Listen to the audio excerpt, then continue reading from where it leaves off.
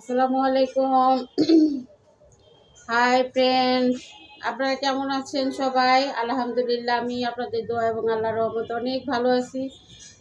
এই যে দেখেন আমি কি করতে বসলাম। আপনারা এই জিনিসটা সবাই চিনেন।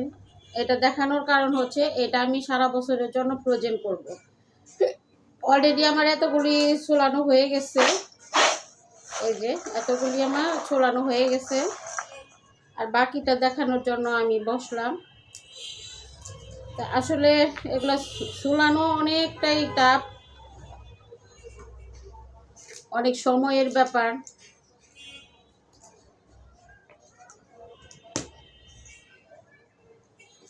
তো আসলে কোনো কিছু আপনাদের না দেখাইলে ভালো লাগে না, এটা একটা অভ্যাসে পরিণত হয়ে গেছে আমাদের, বলতে পারেন। আপনাদের সামনে না করলে, আপনাদের না দেখাইলে ভালো লাগে না। কেন এটা হয় ঠিক জানি না। ওই যে বললাম, অভ্যাস। এটা আমাদের একটা অভ্যাস হয়ে গেছে, আপনাদের সামনে কোনো কিছু না করলেই ভালো লাগে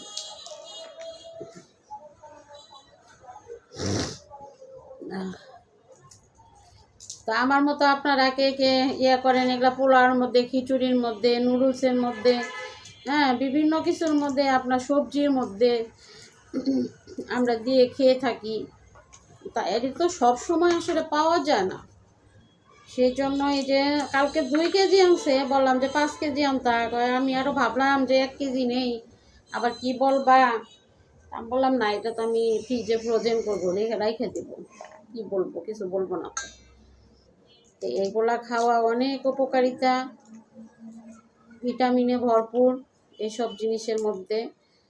আর সৌন্দর্যও বাড়ে। যে কোনো আপনি নুডলস রান্না করতে গেলে একটু দিয়ে দিলেন, নুডলসের লুকটাই কিন্তু চেঞ্জ হয়ে যায়। খিচুড়ি, পোলাও সব কিছুর সাথে এটা চলে, সবজি।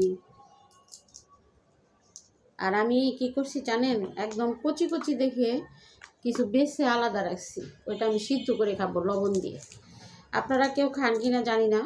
এটা খেসারি কলার ওই যে একটা কথা আছে না, দুধের স্বাদ ঘুলে মিটাই, ঠিক সেরকম। কারণ খেসারি কলুর যে মানে ইটা হয়, এরকম একটা হয়, ওইটা কিন্তু সিদ্ধ করে খেতে অনেক মজা। কিন্তু আমরা শহরে তো এটা পাই না, ওইটা তো ওইভাবে কেউ বিক্রি করে না। সেজন্য এইটাও কিন্তু ভালো লাগে যে আপনি এই জিনিসটা যদি একটু লবণ মাখিয়ে একটু ভেজে খান, তাহলেও কিন্তু টেস্ট। আসলে যে যেটা খায়, যা যেটা ভালো লাগে, সবারই তো সব কিছু ভালো লাগে না, সবাই সব কিছু পছন্দও করে না। আমি যা পছন্দ করি আপনাদের মাঝে সেটাই তুলে ধরি। বহু কাজ করে আছে।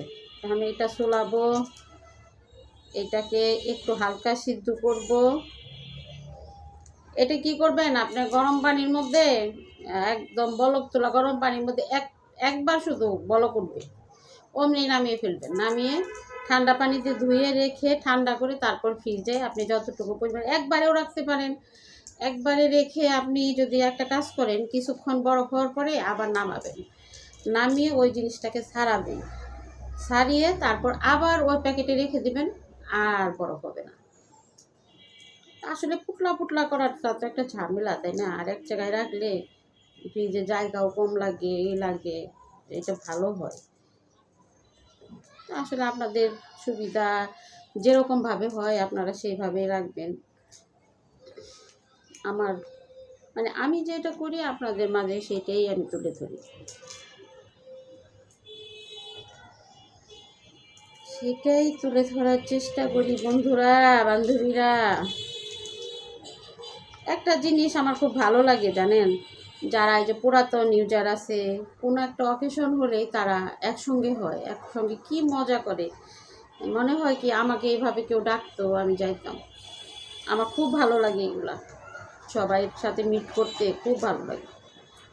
কিন্তু আমরা তো আর ওই পজিশনে যাই নাই, বুঝেন না। বড়রা বড়দেরই ডাকে, ছোটদের আর ডাকে না। বড় যারা তারা বড়দের নিয়েই চলে, ছোটদের আর দেখে না তারা। ও যে আলামিন ভাইয়ের বিয়ে হচ্ছে, মানে পুরাতন ইউজার যারা সবাই কি সুন্দর মিলিত হয়ে কত মজা করতেছে, দেখে খুব আফসোস লাগে জানেন, হিংসা লাগে যে এই দিন কবে আসবে, আমাকেও কেউ ডাকবে, আমিও যাব, যে কোনো অকেশনে একসঙ্গে মিলিত হব, গল্প করব, আড্ডা মারব, কত একটা মজা, তাই না? জানি না আল্লাহ সেই দিন কোনো দিন দিবে কি না।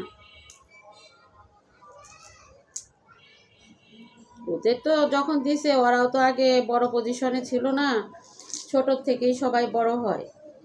তাই ধৈর্য ধরে সবাই কাজ করবেন, ছোটরা যারা আছেন ধৈর্য ধরে কাজ করবেন। আল্লাহর রহমতে একদিন আমাদেরও সেই দিন আসবে,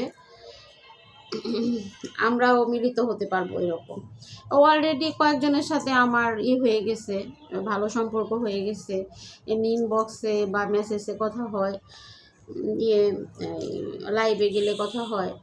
তো এরকম আসলে একটা পরিবার কিন্তু আস্তে আস্তেই বাড়ে, খুব তাড়াতাড়ি কিন্তু বাড়ে না, আস্তে আস্তেই বাড়ে। আমাদেরও ইনশাল্লাহ এরকম বন্ডিং হয়ে যাবে সবার সাথে। তো সবাই ভালো থাকবেন, সবার প্রতি শুভকামনা রইল। আল্লাহ হাফেজ।